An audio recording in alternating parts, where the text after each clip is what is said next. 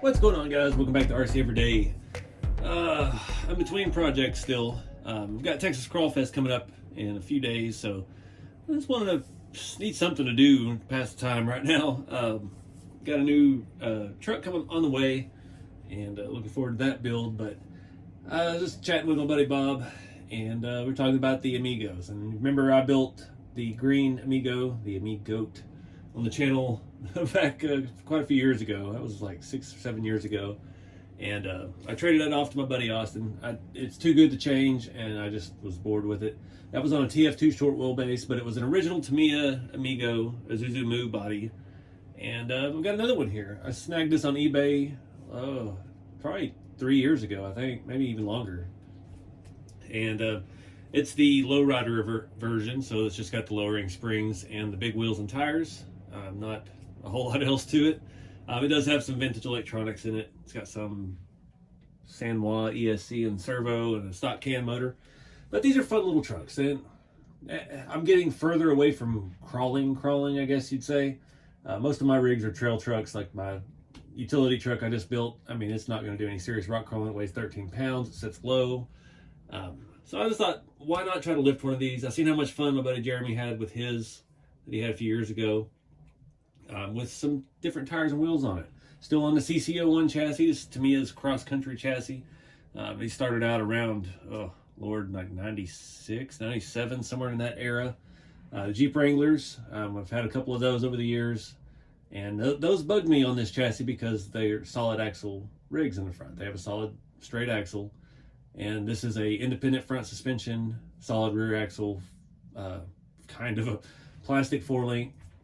So it fits what this is. The Isuzu Amigos, with what we call them here in the States. I know they're Frontiers in Europe and Moos in Asia and other places. So really cool little trucks. I was obsessed with these. I was actually looking for one on Marketplace the other night, and most of them are just beat here anyway. But we're going to lift this thing back up, try some different springs out on these shocks, see what... I know if I remember correctly, the lowering kit for these, you had to put a spacer inside of the shock on the shaft to keep it from fully extending. So that's going to be fun to tear apart, because we know Tamiya shocks never leak and they're still full of oil. So it'll be an oily mess to deal with. But I got some different tire and wheel options. The main reason I haven't done anything with this body, it's actually really nicely done. It's got some scratches and stuff on it, but somebody had stuck some stickers and just obliterated the door. We got a really bad scratch there. The paint's not great, but the masking job they did was fantastic. The grill looks great. They blacked out around the headlights. The window trim is absolutely flawless. So I'm thinking maybe some primer spots, different colored hood. Maybe we do a green hood to throw back to the original Amigo build we did on the channel. But yeah, not going to do super detailed. I mean, CC01 chassis, no lock diffs, but it is 4-wheel drive. It might make a fun little trail truck. So I've got some tires and wheels here to look at. These are some RC 4 Drive 155 Landies with a mud thrasher. Might be a little big. I've got the same wheel on some eBay tire, and they're actually no taller than what's on there. So depending on how much lift we get, that could be an option. These are super soft tires. I bought a set of these for a trailer or something a while back. Then I have the takeoffs from the RC 4 Drive 87 Extra Cab. These are a really cool looking wheel. Remember back December or so, I tried to shorten the C-Max to this wheelbase and put this body on it, and I just lost interest in it. So that's a really good looking tire. The chrome and stuff looks good on there. I know that one I like, and that's got the BFG KO2s, which is a great tire. Then I have this old feller. This is an old GCM Racing mini mags. 6-lug is, I believe these were 6-lug. Most of the Japanese stuff in the 90s was 6-lug. These are a very neat wheel. This is on the regular old mud thrasher tire. I have them on some mudslingers, I think. And I put one on this to test it on this. These have a very good offset, so they will tuck the tire under a little bit more than any of these other ones will, especially the RC 4 drives. These have a massive offset. But yeah, that's an option as well. These are like a 1.6 wheel, and I did it on purpose so it'll basically work well with a 1.7 or a 1.55 tire. So that's where we're at. Let's pull the body off, take a look at this thing. So honestly, the best part of this, the original design from Tamiya, is how the body mounts are. Just kind of pull the front bumper, and then the back has posts and a screw that fall out. Yeah, super simple. Again, just basic stuff. We got a enclosed front diff, independent front suspension, central motor, servo, again, Tamiya, just all the slop, every bit they could find, they put it in these kits. And out back, solid rear axle, plastic, super flexible links. The upper links, well, they're pretty flexible as well. That would be something we could easily swap out with some 4-link rod and stuff like that. So we're not worried about that, but true to scale for an Amigo or an Amu to have a independent front end. A lot of the parts on these interchange with the TA02s and the FF01s and stuff like that. So we've got tons of that stuff laying around. And there are lift kits and spacer. There used to be a lot of that kind of stuff back in the day anyway. I don't know how much we really need. I want kind of a scale looking trail truck.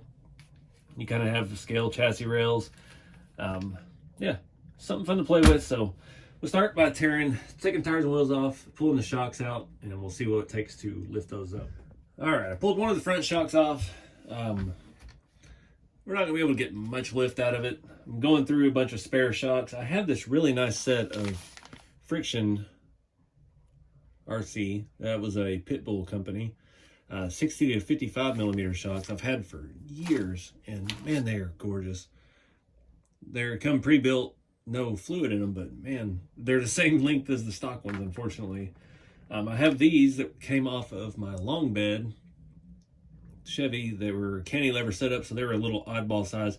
They are very close to working. I also have a set of stock, I think these were Sin Racing F250s, maybe? I don't know. So looking at some options, the way these mount, they have this little piece here that screws into or it has a pin, and a screw goes into the top and holds the upper shock mount in. We could extend these, but I mean, there's no point. We've got a bunch of other shocks that are the same length. We can roll with that, but we're not gonna get, I mean, we're looking at maybe 5 millimeters of lift max, and that's maxing out our upper control arm because that is a very weird, it's on a ball end instead of a screw, and actually favors going lower than it does going higher. That's why there was all these kind of like spacer lift kits and all this weird jazz back in the 90s for these. Trying to figure out what kind of screw is that. I've never seen anything like that before. That's definitely it's plastic. Huh. I'm not familiar with that. Looks like it's a tiny Allen head. Anyway, yeah, we're trying to change as little as possible. I mean, I think this will probably run. We've got a Sanwa BL Fighter ESC, rotten wires, Sanwa 1301 made in Singapore servo. Sounds healthy other than our linkage over here hitting. So yeah, we don't want to go to the max with the lift because we don't want to have to adjust the steering links and things like that.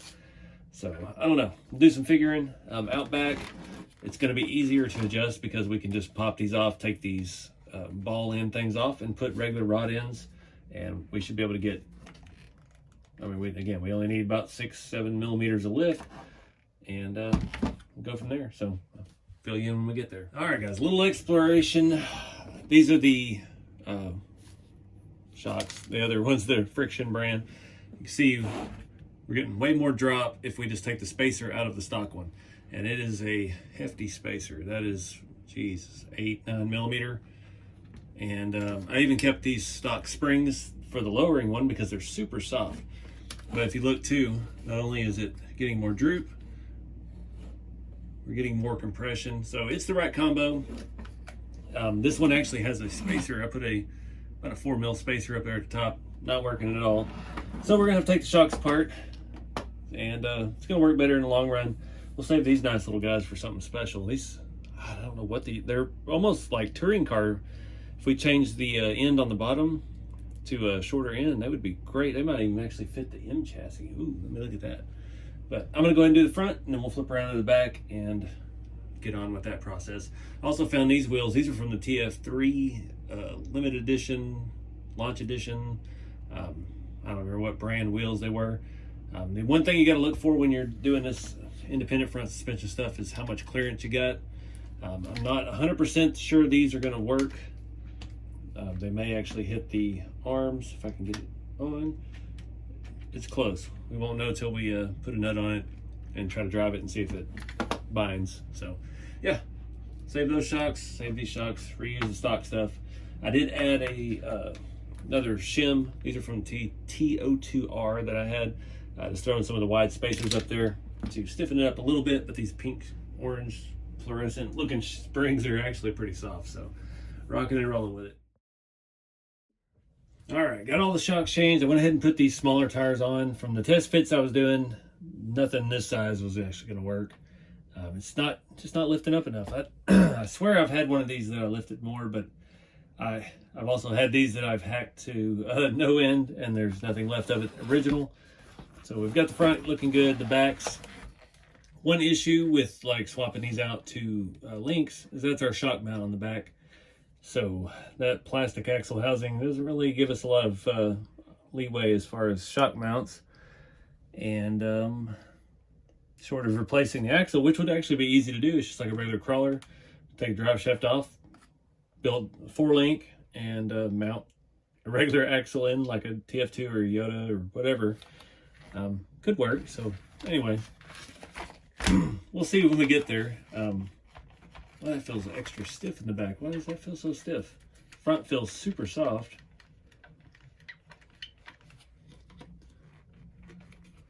I don't know. Let's get some weight on it and see how it does. I mean, it doesn't look bad at all. We could put a stiffer spring on and maybe get a little bit more, but honestly, we're actually getting some decent performance out of this thing. So, I mean, flex, we got a little bit of droop, and we have a little bit of we have a lot of compression, especially up front. Goodness. So I don't know. I would like a little bit bigger tire. I was looking at these. These are the RC 4-drive Mickey Thompson, what is it, the Baja MTZ scale version. I mounted them up to this wheel. This wheel, unfortunately, will not work. At least up front, it hits the control arms. They are just maybe a ½ inch taller, but they are super skinny, and it would look fantastic, but yeah, won't work. So we're stuck with these 5 lugs for now. Those wheels have the different back where you don't use the 12mm hex. It just has the pin adapter straight into it, and that does help tuck them under quite a bit. Honestly, as soft as these tires are and as good as the suspension feels, this would be an actually pretty fun truck to bang around with. I don't feel like it's quite big enough to be 4-wheel drive. It looks like a 2-wheel drive with some mud tires. So I don't know. Let me sleep on it.